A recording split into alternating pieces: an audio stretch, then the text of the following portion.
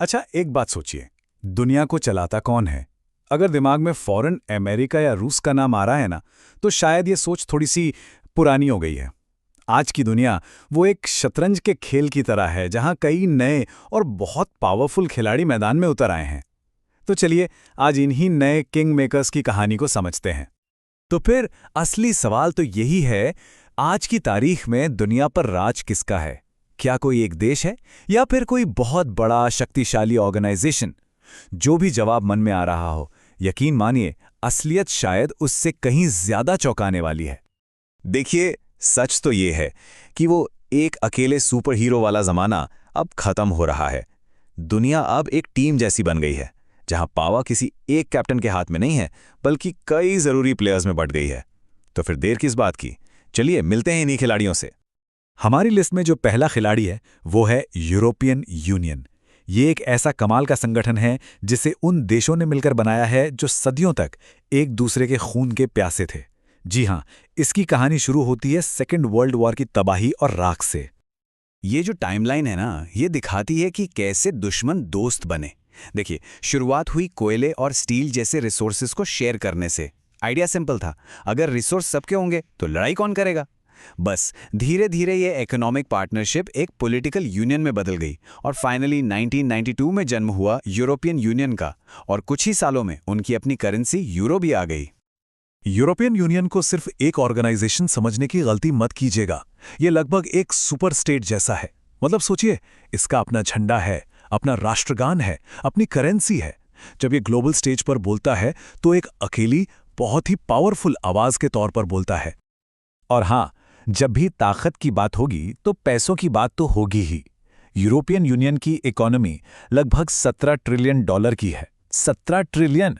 ये इसे दुनिया की सबसे बड़ी अर्थव्यवस्थाओं में से एक बनाती है। इसी से इसकी असली इकोनॉमिक पावर का अंदाजा लगता है। लेकिन रुकिए, ये सिर्फ पैसे का खेल नहीं है। अगर ट्रेड यानी व्यापार की बात करें तो यूरोपियन यूनियन अमेरिका से भी आगे है। इसकी जो कंबाइंड मिलिट्री है वो दुनिया की दूसरी सबसे बड़ी है। और डिप्लोमेसी में फ्रांस जैसे मेंबर्स के पास यूएन सिक्योरिटी काउंसिल में परमानेंट सीट और वीटो पावर है। मतलब ये हर मैदान का खिलाड़ी है।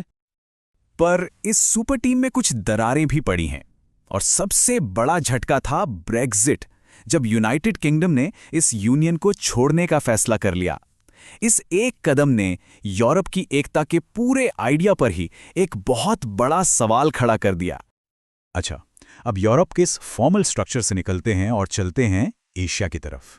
यहाँ पावर का गेम थोड़े अलग तरीके से खेला जाता है।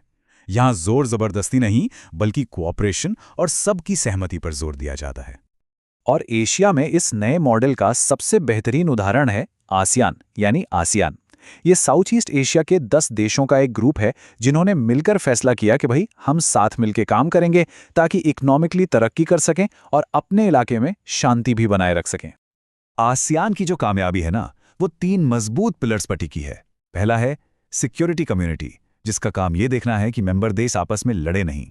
दूसरा है इकोनॉमिक कम्युनिटी, जो मिलकर बिजनेस और ट्रेड को आसान बनाती है। और तीसरा है सोशियो कल्चरल कम्युनिटी, जो लोगों को एक दूसरे के करीब लाती है। आसियान की सबसे खास बात है उसका काम करने का तरीका, जिसे आसियान वे या आसियान शैली कहते हैं।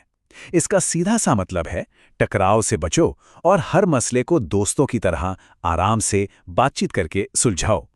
और शायद यही वजह है कि यह संगठन इतना कामयाब रहा है। लेकिन एशिया में सिर्फ टीम ही नहीं है, यहां कुछ अकेले सुपरस्टार्स भी हैं। जरा जापान को देखिए, कोई खास नेचुरल रिसोर्स नहीं, फिर भी सोनी और टोयोटा जैसे ब्रांड्स के दम पर दुनिया की तीसरी सबसे बड़ी इकोनॉमी बन गया। और फिर है साउथ कोरिया, जिसने कुछ ही दशकों में सैमसंग और ह्यूंडई जैसे बड़े बड़े नाम खड़े कर दिए हैं। इसे हान नदी पर चमत्कार भी कहते हैं। सच में एक चमत्कार ही था। और अब बात करते हैं उस खिलाड़ी की जिसने मैदान में उतरते ही खेल के सारे नियम ही बदल दिए हैं। एक सोता हुआ दैत्य जो अब जाग चुका है और पूरी दुनिया को अपनी ताकत का एहसास करा रहा है। जी हाँ, बात हो रही है चीन की। देखिए, 1978 से पहले चीन दुनिया से लगभग कटा हुआ एक बंद इकोनॉमी वाला देश था। लेकिन फिर वहां के लीडर्स को लगा कि अगर गरीबी से बाहर निकलना है तो बदलना तो पड़ेगा। और बस तभी शुरू हुई reform and opening up policy, जिसने चीन की किस्मत हमेशा हमेशा के लिए बदल दी। और ये बदलाव कोई रातों रात नहीं हुआ। चीन ने इसे बहुत सोच समझकर स्टेप बाय स्टेप किया। पहले अमेरिका के साथ रिश्ते सुधारे, फिर धीरे धीरे खेती और इंडस्ट्री को प्राइवेटाइज करना शुरू किया, और 2001 में जब वो वर्ल्ड ट्रेड ऑर्गेनाइजेशन में शामिल हुआ तो समझिए उसने दुनिया के लिए अपने दरवाजे पूरी तरह से खोल दिए। और इसका नतीजा किसी जादू से कम नहीं था। सच में करोड़ों लोग गरीबी से बाहर आ गए, चीन दुनिया की फैक्ट्री बन गया और देखते ही देखते एक ऐसी इकोनॉमिक सुपर पावर के तौर पर उभरा जो आज पूरी दुनिया में इन्वेस्ट कर रहा है। चीन के इस तरह से आगे बढ़ने का भारत पर भी बहुत गहरा असर पड़ा है। दोनों देशों के बीच का रिश्ता काफी कॉम्प्लेक्स है। एक तरफ जहां 1962 का युद्ध और बॉर्डर पर तनाव जैसी कड़वी हकीकतें हैं, वहीं दूसरी तरफ बढ़ता हुआ व्यापार और डिप्लोमेटिक बातचीत भी है। ये दोस्ती और दुश्मनी की एक बहुत ही मिलीजुली कहानी है। तो फिर इन सभी खिलाड़ियों यूरोपियन यूनियन, आसियान, चीन, इन सब का मतलब क्या निकलता है? मतलब सीधा सा है, अब दुनिया का कोई एक बॉस नहीं रहा। हम एक मल्टीपोलर यानी बहुध्रुवीय दुनिया में जी रहे हैं, जहां पावर कई सेंटर्स में बंटी हुई है।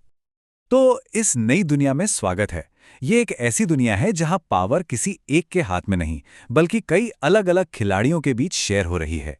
और यही बात इस पूरे ग्लोबल गेम को पहले से कहीं ज्यादा अनप्रेडिक्टेबल और रोमांचक बना देती है। लेकिन ये सब हमें एक बहुत बड़े सवाल पर लाकर छोड़ देता है। जब इतने सारे पावरफुल खिलाड़ी एक ही मैदान में होंगे, तो हमें ज्यादा टकराव देखने को मिलेगा या ज्यादा सहयोग? इस एक सवाल का जवाब ही हम सबका आने वाला कल तय करेगा।